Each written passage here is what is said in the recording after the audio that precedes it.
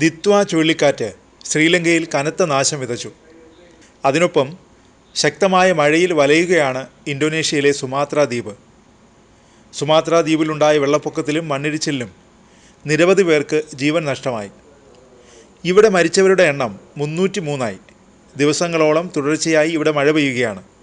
ഇത് വലിയ ദുരിതമാണ് ദ്വീപിൽ വിതച്ചത്. 300ഓളം പേരെ കാണാനില്ലെന്നാണ് റിപ്പോർട്ട്. സുമാത്ര പ്രവിശ്യയിലെ 15 നഗരങ്ങൾ പ്രളയത്തിൽ മുങ്ങി. 17,000 വീടുകൾ പ്രളയത്തിൽ മുങ്ങി. നിരവധി പേരെ ക്യാമ്പുകളിലേക്ക് മാറ്റി. മണ്ണിടിച്ചിലിൽ റോഡുകൾ തകർന്നു. ആശയവിനിമയ സംവിധാനങ്ങളും തടസ്സപ്പെട്ടു. ഇതോടെ ദ്വീപ് ഒറ്റപ്പെട്ട നിലയിലാണ്. ഹെലികോപ്റ്റർ ഉപയോഗിച്ച് പ്രദേശത്ത് രക്ഷാപ്രവർത്തനം തുടരുന്നുണ്ട്. ദുരിതാശ്വാസ പ്രവർത്തനങ്ങൾക്ക് കൂടുതൽ സൈന്യത്തെ എത്തിച്ചു. ദിത്വ ചുഴലിക്കാറ്റ് ശ്രീലങ്കയിൽ കനത്ത നാശമാണ് വിതച്ചത്. 200-ലേറെ പേർ മരിച്ചതായാണ് ഔദ്യോഗിക കണക്ക്. 191 പേരെ കാണാതായിട്ടുണ്ട്. മരണസംഖ്യ ഉയർന്നേക്കുമെന്നാണ് അധികൃതർ നൽകുന്ന സൂചന. ഒരാഴ്ചയായി ശ്രീലങ്കയിൽ തുടർച്ചയായി മഴ പെയ്യുകയാണ്. പേമാരിയിലും പ്രളയത്തിലും 20,000 വീടുകൾ നശിച്ചതായി റിപ്പോർട്ടുകൾ പറയുന്നു. 1,80,000 ആളുകൾ ദുരിതാശ്വാസ ക്യാമ്പുകളിൽ കഴിയുകയാണ്. 7,98,000 പേരെ ദുരന്തം ബാധിച്ചതായി അധികൃതർ പറയുന്നു. പേമാരിക്കും പ്രളയത്തിനുമൊപ്പം മണ്ണിടിച്ചിലും ദുരന്തം വിതച്ചു.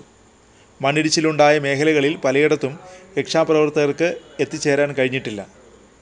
അനുരാധപുര ജില്ലയിൽ 69 യാത്രക്കാർ ബസ്സിൽ കുടുങ്ങിയതിൻ്റെ ദൃശ്യങ്ങൾ പുറത്തു വന്നിരുന്നു. ബസ് വെള്ളത്തിൽ മുങ്ങിയതോടെ യാത്രക്കാർ ബസ്സിന് മുകളിൽ അഭയം തേടി. മണിക്കൂറുകൾക്ക് ശേഷമാണ് രക്ഷാപ്രവർത്തകരെത്തി യാത്രക്കാരെ രക്ഷപ്പെടുത്തിയത്. കുരുനഗല ജില്ലയിൽ വയോജന സംരക്ഷണ കേന്ദ്രത്തിൽ 11 പേരാണ് മരിച്ചത്. ഒരാഴ്ചയായി ശ്രീലങ്കയിൽ മഴ തുടരുകയാണ്. വ്യാഴാഴ്ചയോടെ മഴ കനത്തു. തുടർന്ന് സ്കൂളുകൾക്കും ഓഫീസുകൾക്കും അവധി പ്രഖ്യാപിച്ചു. ഡാമുകളും നദികളും നിറഞ്ഞു കവിഞ്ഞു. പേമാരിയിൽ മരങ്ങൾ കടപുഴകി വീണു. മണ്ണിടിഞ്ഞ് ഗതാഗതം താറുമാറായി. റെയിൽവേ ട്രാക്കുകളിലും മരങ്ങളും മണ്ണും വീണതോടെ ട്രെയിൻ ഗതാഗതവും സ്തംഭിച്ചു. ഡിസംബർ 4 വരെ ശ്രീലങ്കയിൽ ആരോഗ്യ അടിയന്തരാവസ്ഥയും പ്രഖ്യാപിച്ചു. ഡിസംബർ 16 വരെ സ്കൂളുകളും അടച്ചിടും. രാജ്യത്ത് കടുത്ത കുടിവെള്ളക്ഷാമം അനുഭവപ്പെടുന്നതായി റിപ്പോർട്ടുണ്ട്. രാജ്യത്തിൻ്റെ 1/3 ഭാഗത്തും ഇപ്പോൾ കുടിവെള്ളം ലഭ്യമല്ലെന്നാണ് റിപ്പോർട്ടുകൾ പറയുന്നത്.